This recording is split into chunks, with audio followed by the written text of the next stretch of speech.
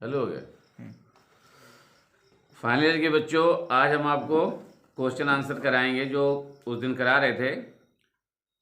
तो जीएसटी है, कर भुगतान और रिफंड, ये जीएसटी का चैप्टर है आपका, तो थोड़ा सा देख लीजिएगा। इसमें हमने दो शायद करा दिए थे आपको, तीसरा है, तीसरा लिख लीजिए। ओवरड्राफ्ट ओटीसी जमा राशि 10,000 तक की सीमा किनके लिए लागू नहीं है? इसका आंसर है ओवर द काउंटर प्रति चालान प्रति करावधि में 10,000 तक नगद चेक आदि द्वारा जमा कराने का प्रतिबंध निम्नांकित पर लागू नहीं होगा। पहला है सरकारी विभागों या आयुक्त द्वारा अधिसूचित व्यक्तियों के लिए। बी है किसी व्यक्ति से अदत्त राशि की वसूली करता अधिकृत सम्यक अधिकारी। और सी है किसी अनुसंधान या प्रवर्तन गतिविधि के दौरान संग्रहित कोई राशि को अधिकृत सम्यक अधिकारी द्वारा जमा कराना। ये आंसर है जो ये लागू नहीं होगा, जमा पर लागू नहीं होगा। चौथा क्वेश्चन है आपका, ब्याज अर्थदंड के भुगतान के लिए इनपुट टैक्स क्रेडिट का प्रयोग क्या किया जा सकता है? तो आंसर हम लिखेंगे नहीं। इलेक्ट्रॉनिक क्रेडिट लेजर में उपलब्ध राशि का प्रयोग केवल आउटपुट टैक्स दायित्व के भुगतान में किया जा सकता है। आउटपुट टैक्स का आशय देय CGST/SGST से है, अतः अनपुट टैक्स क्रेडिट का प्रयोग ब्याज अर्थदंड के भुगतान के लिए नहीं किया जा सकता। ये आपको लिखना है आंसर में। फिर नेक्स्ट क्वेश्चन है, क्या इनपुट टैक्स क्रेडिट का प्रयोग विपरीत प्रभार पर देय कर दायित्व के लिए किया जा सकता है? तो इसमें भी हम आंसर लिखेंगे नहीं। इलेक्ट्रॉनिक क्रेडिट लेजर में उपलब्ध राशि का प्रयोग केवल आउटपुट टैक्स दायित्व के भुगतान में किया जा सकता है, जिसमें विपरीत प्रभार के अधीन देय राशि को विशेष रूप से बाहर ही रखा गया है। फिर 6 क्वेश्चन है आपका, जीएसटी के अंतर्गत कर भुगतान के लिए अन्यायकारी समृद्धि का सिद्धांत क्या लागू होता है? तो आंसर लिखेंगे हाँ। प्रत्येक व्यक्ति जिसने माल सेवाओं की पूर्ति पर कर का भुगतान किया है, जब तक कि उसके द्वारा विपरीत सिद्ध नहीं कर दिया जाए, यह माना जाएगा कि उनसे ऐसा संपूर्ण कर भार ऐसे माल के प्राप्तकर्ता पर डाल दिया है। फिर है हमारा 7 नंबर क्वेश्चन, आकस्मिक कर योग्य व्यक्ति या अनिवासी कर योग्य व्यक्ति द्वारा कर के भुगतान की क्या प्रक्रिया है? तो आंसर लिखेंगे हम, आकस्मिक कर योग्य व्यक्ति या अनिवासी कर योग्य व्यक्ति के लिए GSTN उपलब्ध नहीं होगा, अतः ऐसे व्यक्तियों द्वारा पंजीयन के लिए आवेदन करते समय ही अग्रिम कर भुगतान अपेक्षित होता है। ये आंसर है इसका। क्वेश्चन नंबर 8 है, GST के अधीन कर जमा करने की देय तिथि क्या होती है? ये मोस्ट इंपॉर्टेंट होते हैं। उत्तर है इसका, प्रत्येक पंजीकृत कर योग्य व्यक्ति अपने कर का भुगतान अपनी विवरणी के अनुसार ऐसी विवरणी के प्रस्तुत करने की देय तिथि तक करेगा, अतः कर भुगतान की देय तिथि विवरणी प्रस्तुत करने की देय तिथि होगी, मतलब स्टेटमेंट जब प्रस्तुत करोगे तब होगी। फिर नेक्स्ट है, जीएसटी के अधीन ब्याज संबंधी का क्या प्रावधान है? ब्याज संबंधी क्या प्रावधान है?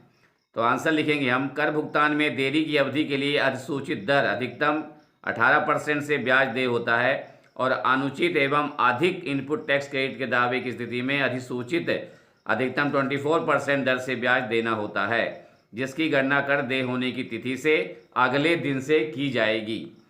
नेक्स्ट क्वेश्चन हमारा 10, स्रोत पर कर की कटौती TDS क्या है?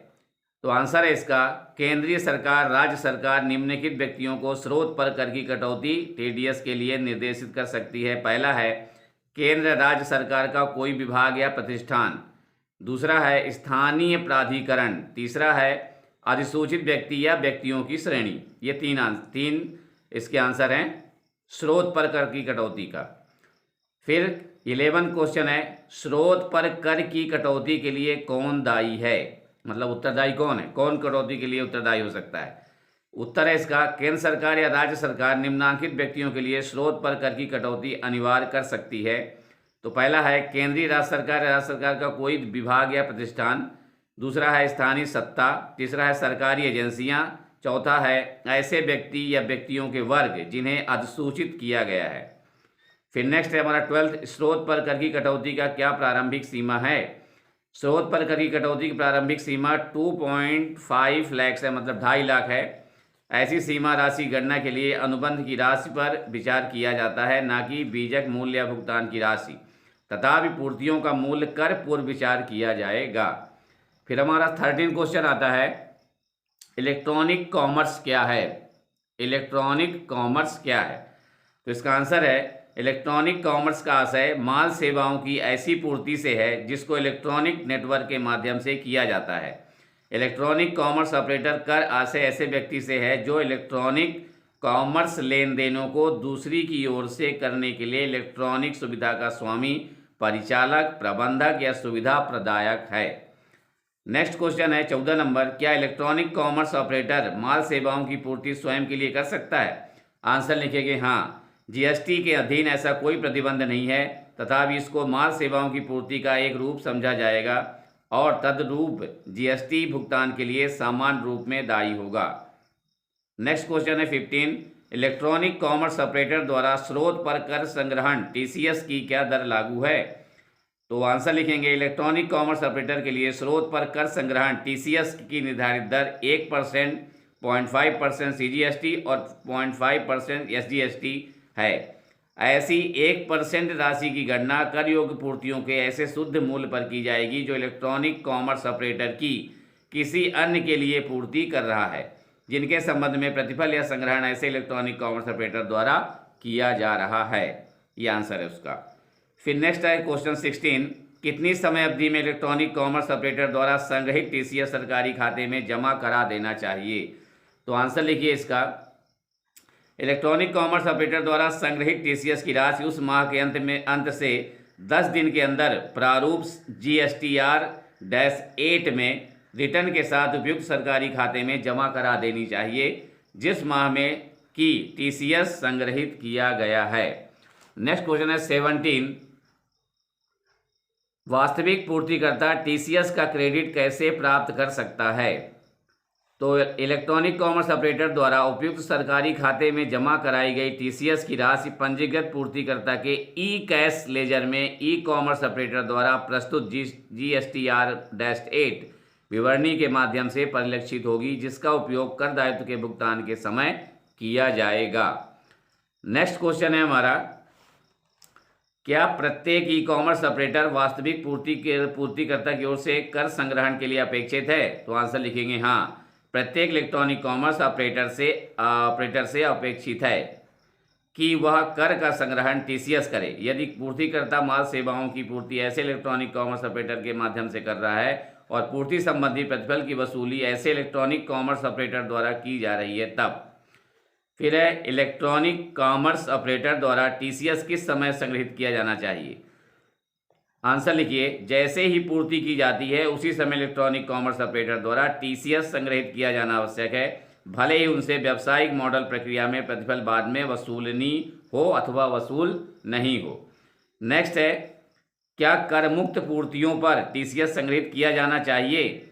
आंसर लिखेंगे नहीं, कर मुक्त पूर्तियों पर टीसीएस का संग्रहण अपेक्षित नहीं है। ये है आपके क्वेश्चन।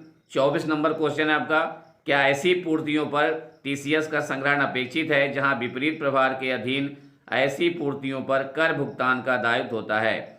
नहीं, ऐसी पूर्तियों पर टीसीएस संग्रहण अपेक्षित नहीं है जहां उनका प्राप्तकर्ता विपरीत प्रभार के अधीन कर भुगतान के लिए दायी नहीं है।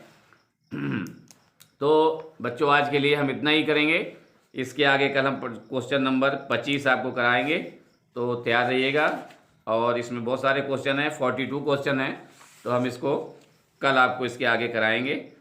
तो अब तक आप इसको पढ़िएगा और याद रखिएगा, कंप्लीट कर लीजिएगा अपने बुक में। तब तक के लिए नमस्कार, खुश रहिए, मस्त रहिए और ठंडी कोरोना से सेफ्टी रखिए थोड़ा।